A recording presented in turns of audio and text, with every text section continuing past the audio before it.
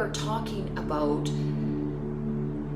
union or coming into oneness, it's so, well, we can't come into oneness until we have done our own work, until we basically have sorted out all of the three-dimensional social matrix confusions that we've bought into, okay? Because again, you come to Earth, you are this little innocent thing with this very open mind, you're beautiful, loving energy, source energy, and as you grow throughout the school of Earth and you learn about all of the complexities here, you get imprinted with different traumas, different fears, distortions, preferences, habits, things that you do that are a distortion of the love and the light. And it has to be a personal free will choice for you to decide to let those things go, let the fear go, let the obsessions go, let any of the coping, the escapism, you know, the coping mechanisms, the things we do to distract our soul from its mission or distract our human consciousness, because again, we really have kind of forgotten what we are and who we are and why we're here. Of course, the veil of forgetting is a gift as well. So I don't want to teach that because we forget who we are, that we've done something wrong. We specifically agreed to forget who we were so that we could learn in a different way. You know, there is beauty in the all-knowingness. There's also beauty in complete amnesia, because when we're in complete amnesia, we're kind of at square one. It's almost like a rebirth. It's like the first instant that we became a soul, in a sense, every time we reincarnate. Certainly when we reincarnate on a planet that has this aspect of the veil of forgetfulness, and it will really change the course of our soul's evolution in unique ways. And again, that's the purpose of the universe, is that the creator and all of its creations are learning about themselves, ourselves, the I am nature of everything that is. Okay. I've already talked about the fact that one twin can be here on the earth plane and another twin can be in the celestial realms. But there's another end, or another aspect of this that I want to discuss, and this is something that I've known my entire lifetime, so that's why I'm bringing it up. I've always known that this was my last incarnation here on earth. I have known that I'm not coming back here and that I came here for a very specific purpose, none of which, you know, makes me nervous or makes me uncomfortable to talk about. It's just an inner knowing. And if that's something that resonates with you, you will know that. You will have this feeling that you're headed home, and that home is not here, and that you have this deep desire to make it to this home, this safe haven. We're obviously in the end of a cycle, and so this is why, again, a lot of divine counterparts are incarnating on earth at this time in our last incarnation cycles, in this preparation for the graduation. And again, it's nothing to be nervous about or scared about, because a lot of times people think of an end of a cycle, they think, you know, worst case scenario through the ego's lens of destruction or this apocalyptic end time scenario, and it's not that. It's the end of a cycle of learning, and at the end of a cycle of learning, we move on to a more beautiful version of creation. It's a different expression. It's completely not like Earth, even though there are some elements of this dimension that will also be reflected there. It's so very important not to be afraid of the process and not to be overwhelmed by the journey, or let fear take over. Because again, here, when we exist in a body, our biggest fear is losing that body, or, you know, coming to the end of a life, or feeling that, you know, the nothingness is going to take over.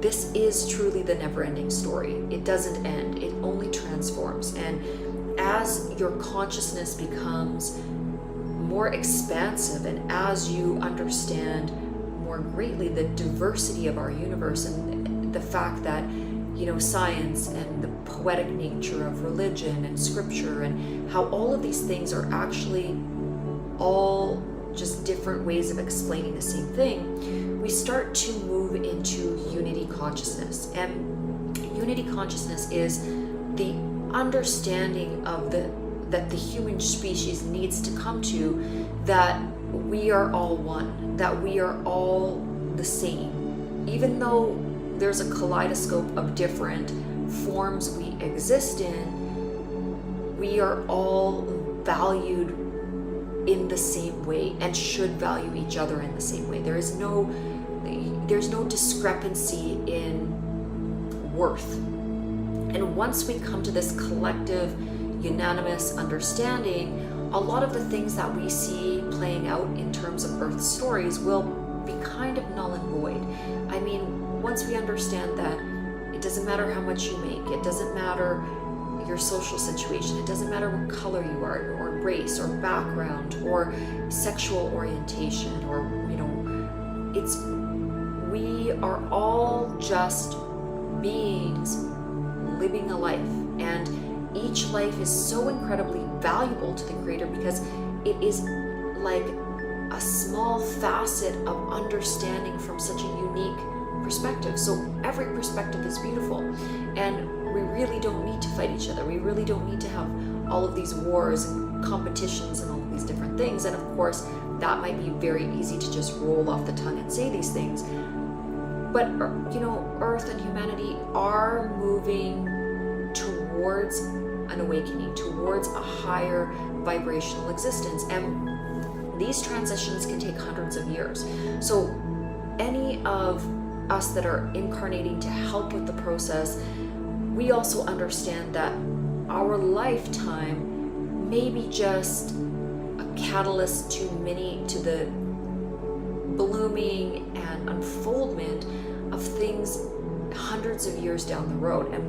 And that's the beauty of it. That's the gift of creation. It is that expansion and that loving force, knowing that it is building beautiful infrastructure for more beautiful infrastructure to be built upon it. And if you look at the layers of creation, that's what everything is. You know, every different layer that makes even the human suit, the human vehicle up, it's a beautiful infrastructure of the layers of the expansion that creates something we get to experience.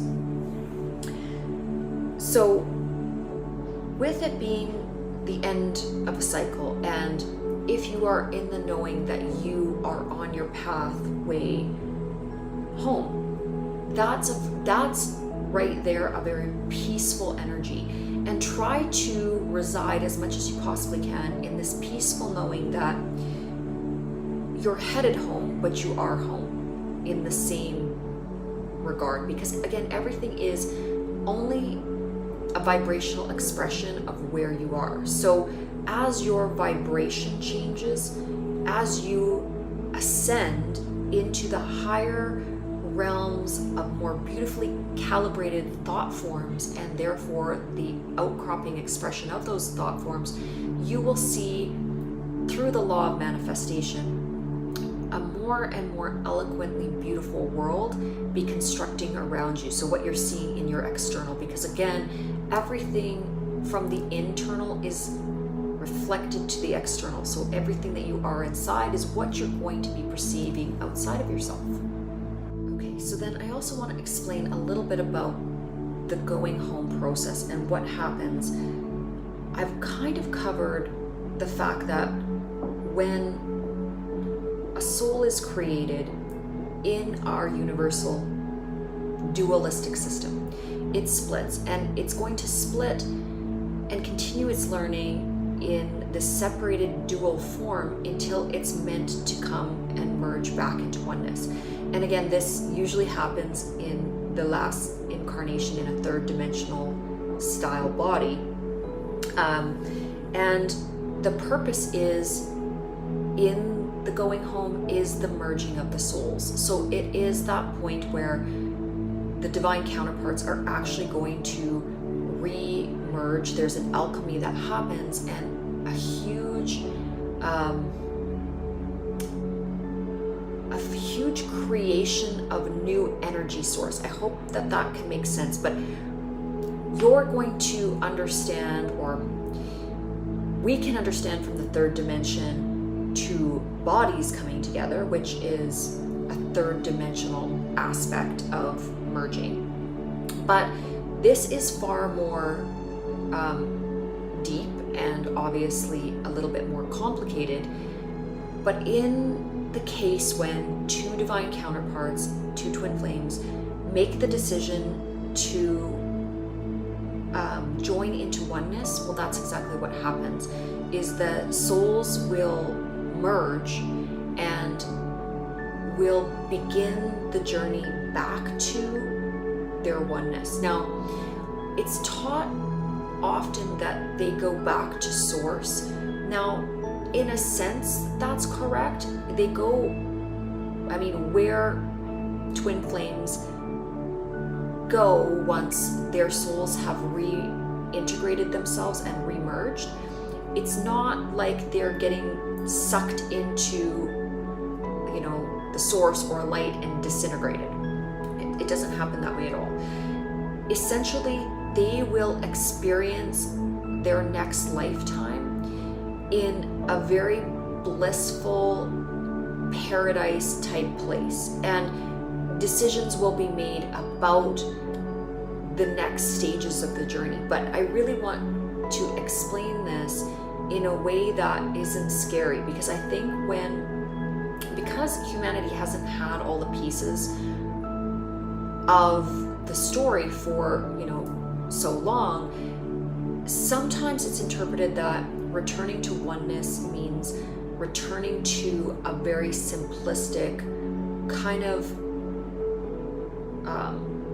pre-creation state, or just immediately after creation state where there's not a lot of knowingness. This is not correct. You're, you know, when you make it to the higher realms, you have absolute knowledge, absolute wisdom in that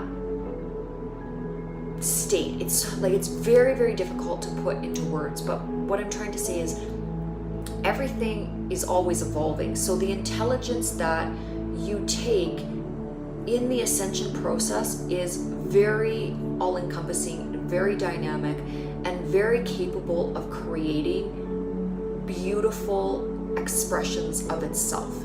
So you don't have to think that merging into oneness or going home or traveling in this alchemy of your home frequency is going to lead you to become like a supernova and there's just no remembering or no memories or anything like that. It doesn't work like that.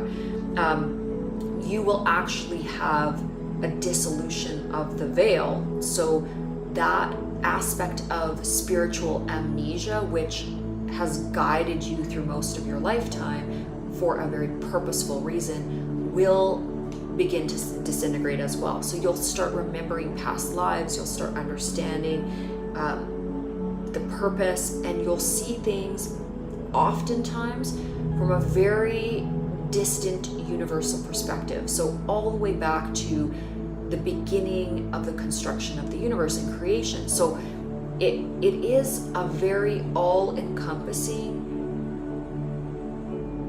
conscious state of being. It also feels immensely blissful. It will be like nothing you've ever experienced.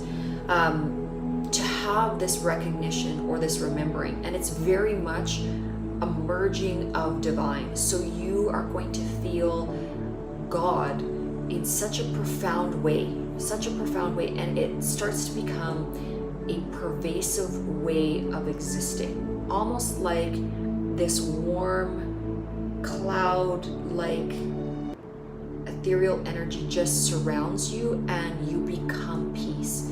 It's almost like existing in a meditative state, but it becomes the permanence of your state. And you will find this with greater and greater frequency along this twin flame divine counterpart journey. Okay, so things that can help you make sort of these quantum leaps, and understanding that everything is divine timing. You cannot shift time. You cannot shift things to happen sooner than they're meant to happen. And when I say meant to happen, I mean you need to work on you and raising your vibrations. So how do you do that? Being very peaceful. Peaceful means having faith, and when you move into fear, pushing your consciousness back into faith. So fear, faith. Really, anytime something's coming up that is making you feel uncomfortable, anxiety, fearful, irritable, frustrated, moving back into the state of peacefulness and faithfulness and understanding. Even if your body isn't functioning and you're scared, you're moving into that fear of dying or things not functioning well, something like that. You need to push the pendulum back towards just faith, peace, and love. And when you continually do that, continue to do that, you're forcing your consciousness, or you're guiding your consciousness into integrating or reintegrating this peaceful nature, which is the universal nature. Okay, being the light, what does that mean? That means lifting up others around you. Every single person you encounter with, or you encounter, and any other being that you encounter, that you do your best to protect them and lift them up and support life in all ways you can. So when I say supporting life, I also mean supporting creation, because creation is life. Okay, so we have to do everything we can to protect innocent beings. Okay, so that means other humans, animals, plants, our planet, our biosphere, our ecosystem, all of those things. Knowing and wisdom. So again, fear and the ego mind and being overly analytical and logical can move us away from the heart space. So we have to move into wisdom and knowing. And when we are residing in wisdom and knowing, we trust God, we trust the divine, we trust that everything is unfolding according to its highest purpose. And that's all we have to know, because again, life is a mystery. This is what it was set up to be, this mysterious unfoldment of things, and that is the beauty of it. If we knew everything, it wouldn't be the exciting roller coaster ride it is, and it wouldn't yield the same amount of dynamic learning that it does. Okay, universal love. What are we talking about with universal love? This means that we are giving love to everything, to every situation, even things we don't understand. We are trying to look at it through the lens of love and staying away from any of the lower vibrational thought forms, basically dissolving them as much as we can. So if you want to check out my video on the 7 deadly sins, that would be one that we want to avoid all of those thought forms, but that is a great video that I kind of explain those. Patience is peace. When we are overly frantic in the system of linear time, we can become very distorted. So moving into a patient trust for the universe is really, really important in terms of raising our vibration. Okay, the last thing that I want to cover that will help you raise your vibration is being in love with all of the things you do, all the stages, not categorizing certain aspects as worthy or certain activities as worth your time, looking at the beauty in all of it, because again, wholeness is the mechanism that creates everything. So you can't have, even the parts you don't like create the parts you do like. So having a universal respect for all of it in its entirety and loving all of it in its entirety, and finding the grace in that, finding the grace in the gratitude of loving the entire journey, you know, not just wanting to fast forward to the good parts, because again, what would be the point of creating a movie in the first place if all we did was just hit the fast forward to our favorite part? Okay, we need to be in love with the process of becoming and rest in the grace of understanding that the process is the process. Okay, letting go of doubt. When we reside in doubt, we are definitely not calibrating to the love light frequency. Okay, doubt is something that can push us very easily into lower states of vibration. So that means that, you know, fear, jealousy, resentment, frustration, anger, you know, any of these lower vibrational thought forms are not serving us, and they're not helping us on our ascension process. So letting go of all doubt and just simply relaxing into your soul's home frequency, loving the aspects of what you are, how you were created, not being afraid to be all that you are, because again, when you are being authentic in your authentic self, you are the highest expression of yourself. So moving away from fear and stop needing reassurance. So this is something that human beings do really all too often, and that is needing constant reassurance of love. Love is love. Love is just this pervasive thing that exists, and yet human beings continually seem to need all of this reassurance that love exists. And you just have to come to a space within yourself that you know that it is what it is, and let that go and be overjoyed, filled with joy, filling with the bliss of beingness that it is the energy that exists in the universe, that love exists. Love is everything that is the force of creation. And you've got to kind of leave it at that and stop moving into this lower vibrational frequency of continually needing reassurance. So yeah, again, hopefully this explanation made a little bit of sense, helped to bring you peace, and helped you to realize that, again, really going back to everything is vibration, and really focusing on what you can do to raise your vibration, to raise your thoughts, your thinking, because again, that is going to change what you're going to see out manifesting. And it is a beautiful journey, and it is a journey that you should be extremely grateful for. So thank you again for tuning into this video. Feel free to like, subscribe, and